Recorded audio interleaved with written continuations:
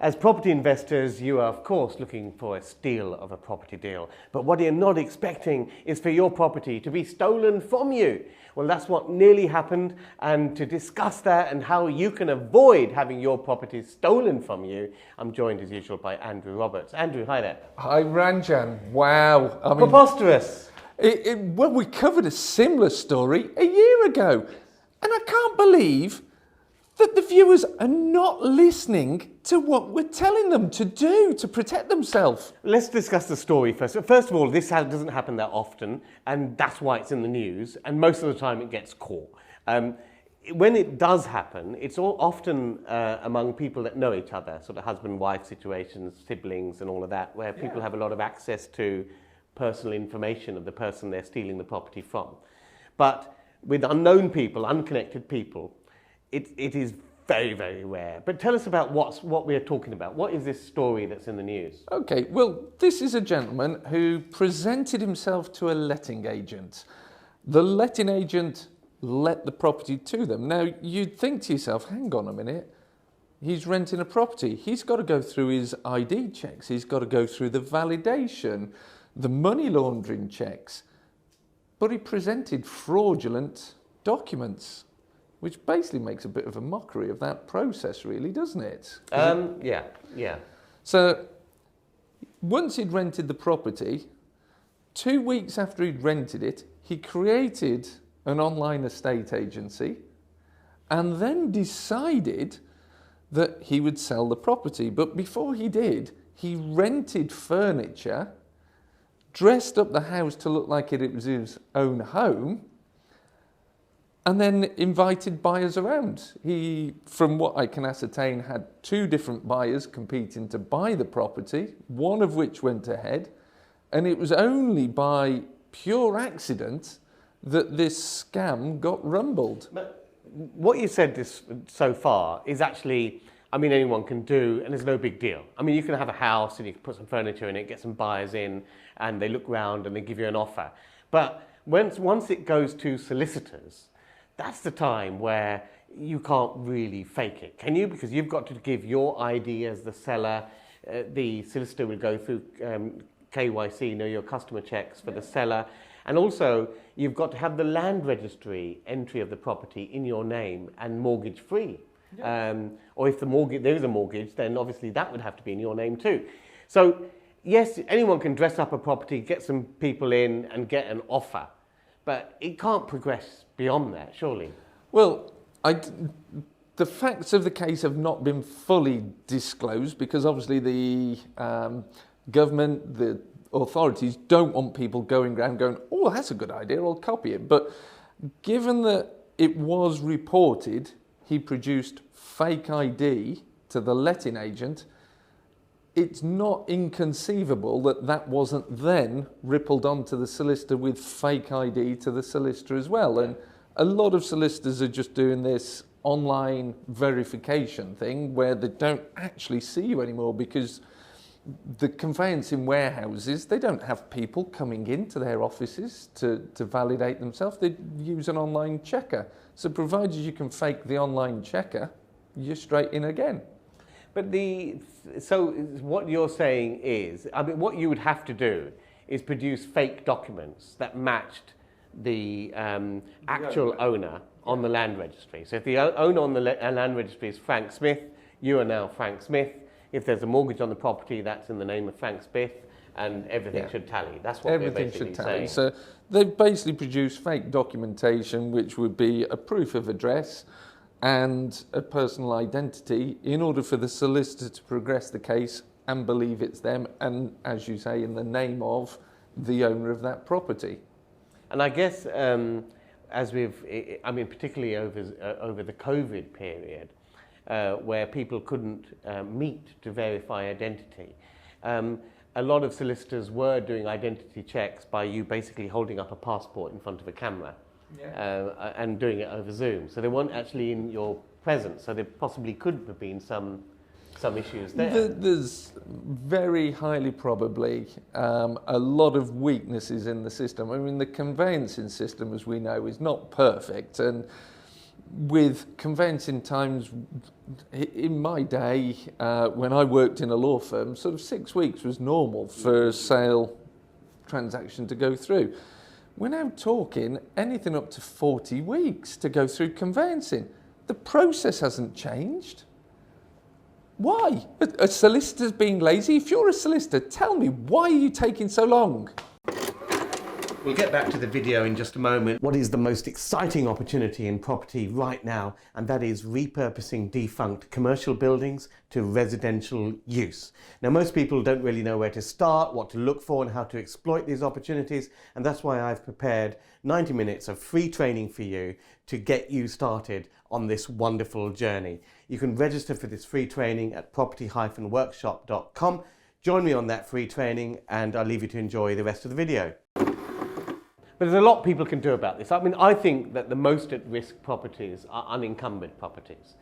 If there's a mortgage on it, then the mortgage lender's charge is registered on it, and then someone has got to go to Nationwide or Halifax or whoever it is and get them to consent to the whole thing and arrange what the redemption figure is of the mortgage. So that's a massive hurdle, but if it's unencumbered, it's very, very at risk. Well, it's at risk, and obviously Mr. Smith, which is the name of the purported person who committed this crime, if that's his real name, he would obviously get less money. So I imagine this property was carefully selected. It costs £3 to do a land registry search. As part of that search, you can find out if there's a mortgage on the property. So that might have been a first port of call. Like you say, vacant property or a let property. So having a mortgage does provide that extra layer of protection, and also it means that your solicitor will have a good deal of PI on the line with regards to that transaction. But you shouldn't be... you should be going in and checking the property, and the letting agent is potentially at fault here, because every 30 days they should be going in and visiting that property and doing an inspection. But the things that people can do, like if I was a fraudster, which I'm not, but if I was a fraudster and looking to operate this scam, first of all, I'm looking for unencumbered properties. And then I'd be letting a property. I'd just get this land registry search, as you say.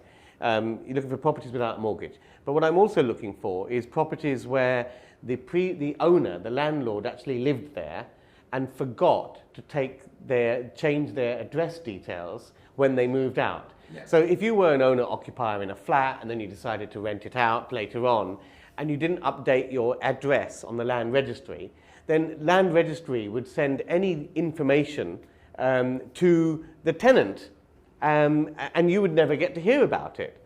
And that is, when people move out of a place, there's so many people that don't bother updating the land registry with the latest address of where they're living. Absolutely. Well, another big thing that they can do, the land registry operate a free service from the land registry to protect your property. Yes. It's not completely free, because if you like the sound of that, just smash that like button to show your appreciation, and subscribe to this website. We put out plenty of videos each and every week. We'll put the link to this government site in the description below, and it's on the screen as well. But Andrew, tell them how they benefit. Yeah, basically, if you register for the Property Alert Service, if there is any inquiry or request to change the details on the title of that property that you are renting, that you own, then the land registry will contact you.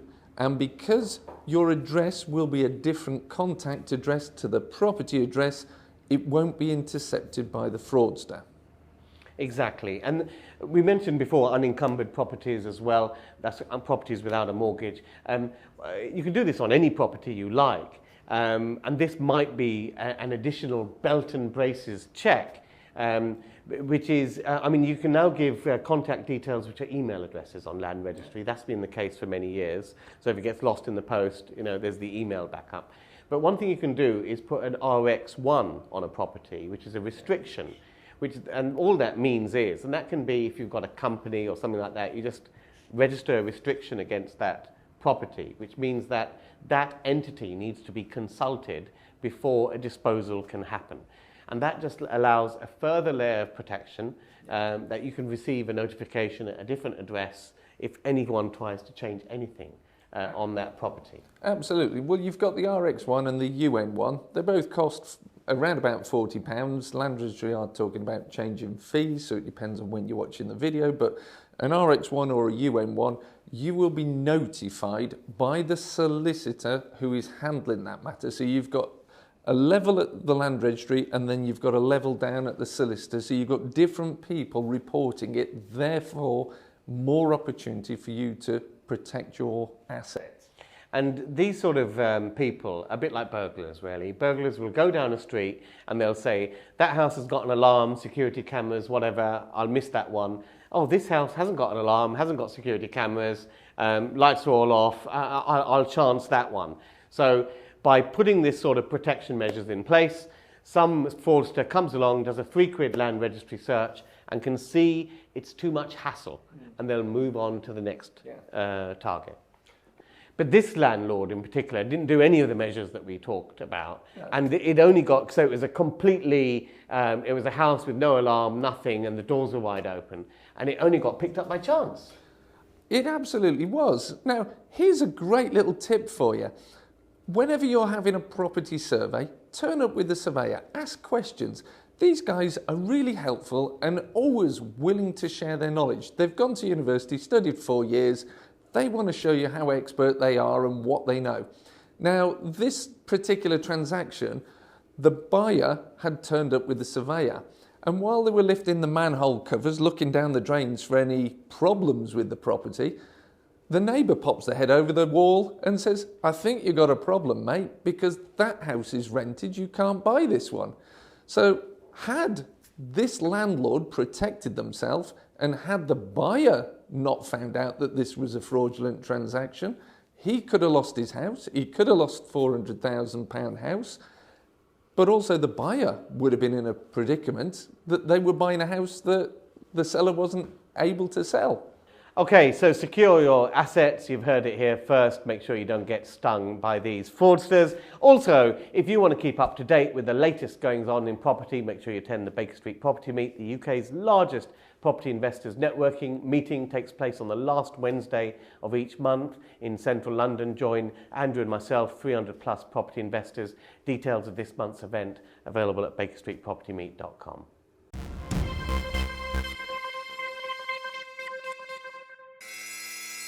High streets across the land are changing forever.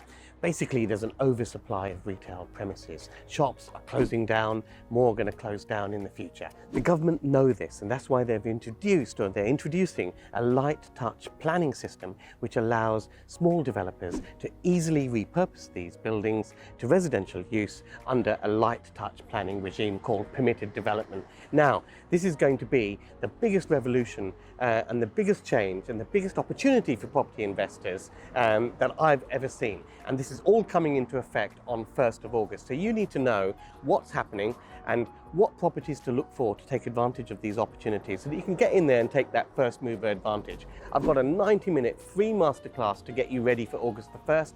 Make sure you join me, click the link below. Whether you're a beginner or expert, we'll get you started.